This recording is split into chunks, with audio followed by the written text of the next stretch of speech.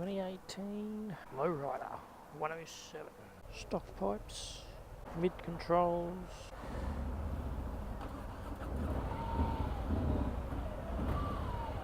Oh, mid controls. I don't know if I'm a fan of these mid controls. Anyway, we'll see how we go once we get going.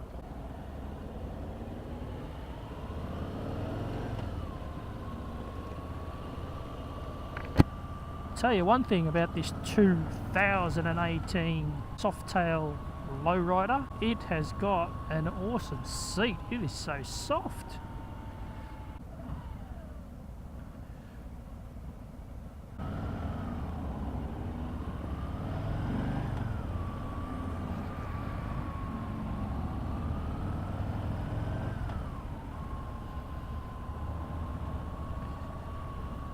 This bike's got a touchy throttle, which is something you get used to anyway. Well, the last three bikes I've ridden have had forward controls, and this one's got mid mounts, and suddenly I feel like my knees are up around my ears.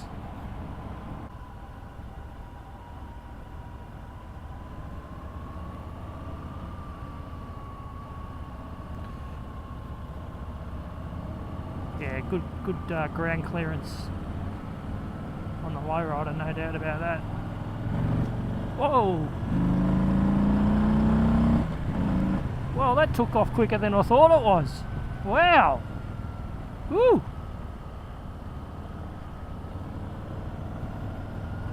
Wow, that caught me by surprise.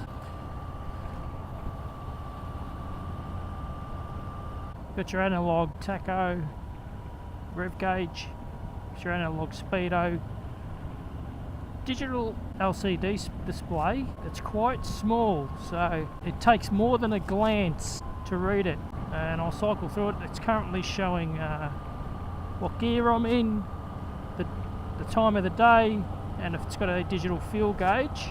So it's got the time, the fuel gauge, the gear I'm in, kilometres that the bike's done.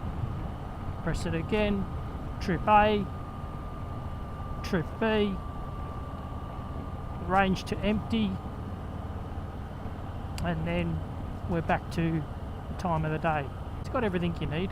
Well, if I owned this bike, first thing I'd do is move the mid mounts to forward controls, and because I think this would be a much more comfortable bike with forward controls. It's got a fantastic seat for a stock seat.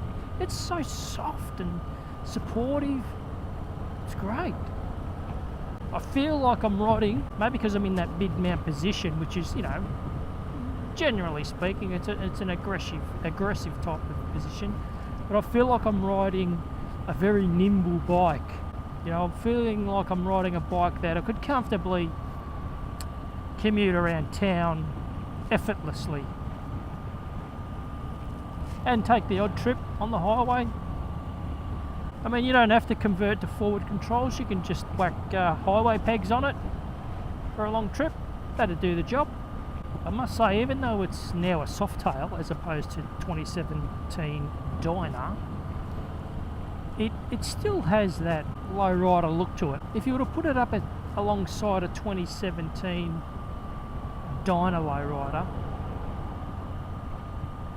you can see the similarities. They do look very similar.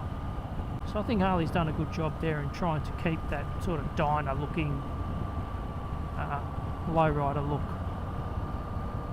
Personally, I own a Dyna, and 2017 Dyna, so it doesn't have the new Softail frame with a monoshock, and I can just feel that this bike would be a lot more responsive around corners.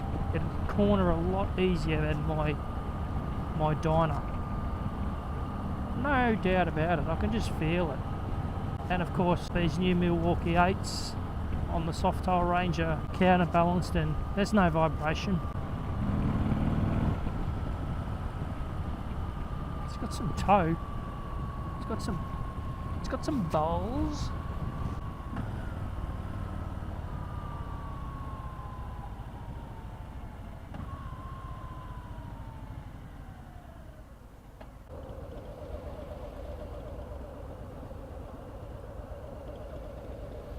This bike has a bit of a whine to it.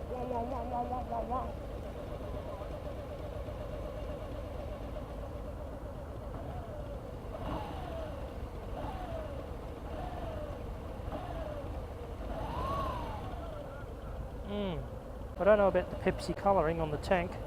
Pepsi Cola colouring. This is one of those bikes I think it would grow on you. Like it's comfy, you know, be great for around town.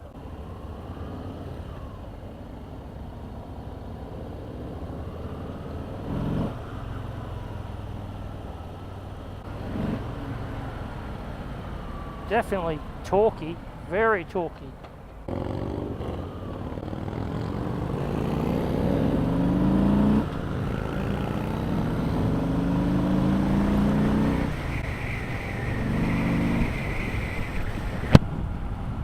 Oh yeah, this bike gets up and goes, so let me tell you that now. I'm pleasantly surprised. Because I have to admit, they asked me if I wanted to take this for a ride, and I looked at it and I don't like the colour scheme, and I've sort of, oh, yeah, okay. But I'm glad I took this for a spin, because it's not a bad bike. It's not bad at all. As I said, I'm pleasantly surprised.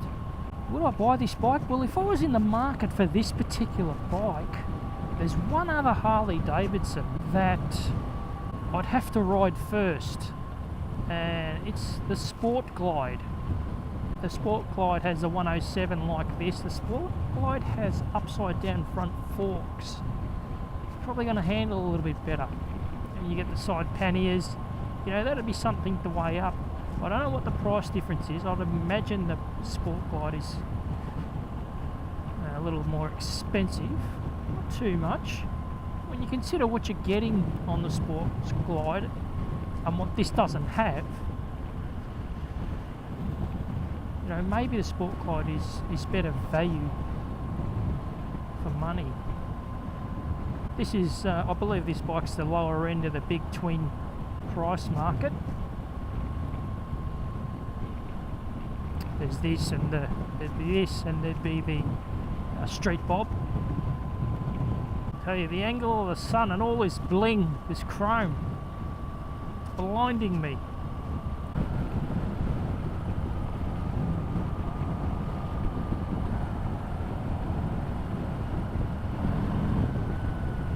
And of course, with this open style, naked style of bikers, plenty of wind, but you know that before you even take it for a spin.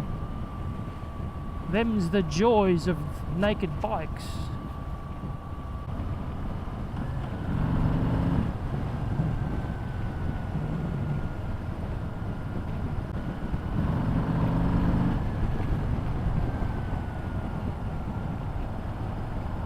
So, looks.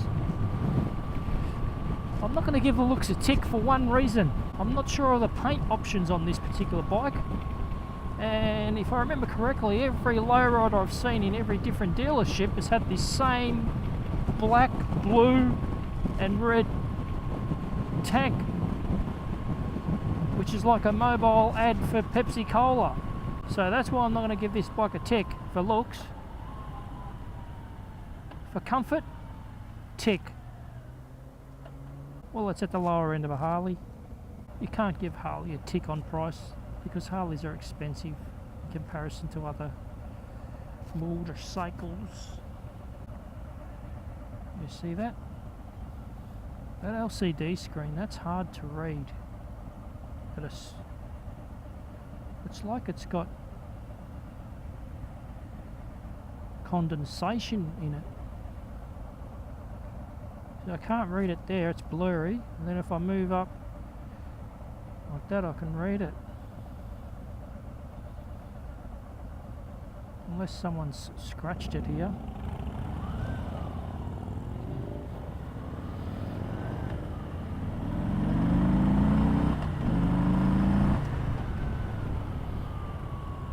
Ooh.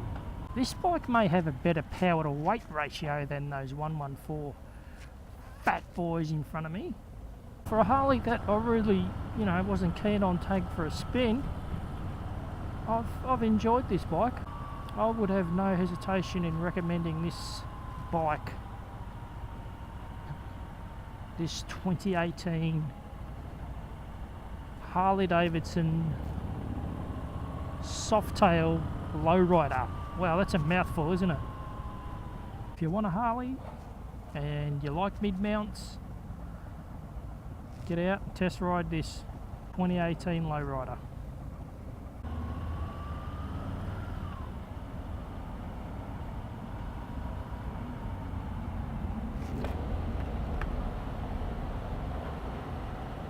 Let's fang it up the inside, buddy. The rear brake on this is probably a criticism I should bring up. It doesn't feel very responsive. The front's fine. The rear doesn't feel as good as the 2017 Lowrider S.